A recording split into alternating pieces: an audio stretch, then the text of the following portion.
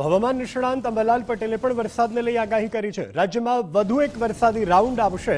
આવતા અઠવાડિયે વરસાદની એક નવી સિસ્ટમ સક્રિય થશે। આગામી 8 થી 15 ઓગસ્ટ દરમિયાન વરસાદ પડશે। તો ઉત્તર મધ્ય અને દક્ષિણ ગુજરાત માટે વરસાદની આગાહી કરવામાં આવી છે। ક્યાંક ભારે વરસાદી ઝાપટા પડવાની શક્યતા છે। 17મી ઓગસ્ટથી મઘા નક્ષત્રમાં થશે વરસાદ।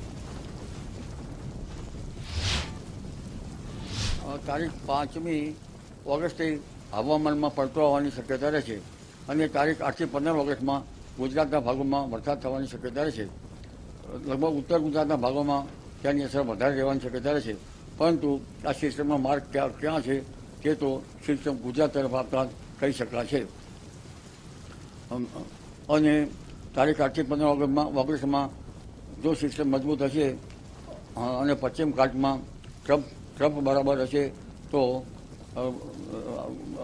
દક્ષિણ ગુજરાતમાં પણ વરસાદ થવાની શક્યતા રહેશે। આ અરસામાં તાપી નદીનું જળસ્તર વધવાની શક્યતા રહેશે। આશ્લેષા નક્ષત્રમાં વરસાદ થતો હોય છે તે વરસાદ કૃષિ પાકો માટે સારો ગણાતો નથી। લીલામાં જો કૃષિ કાર્યો કરવામાં આવે તો પાક પીળો પડી જતો હોય છે, એટલે વરાપ થઈ કૃષિ કાર્યો કરવા સારા રહે। 17મી ઓગસ્ટ પછી મઘા નક્ષત્રનું પાણી ખેતી માટે સારું ગણાય છે।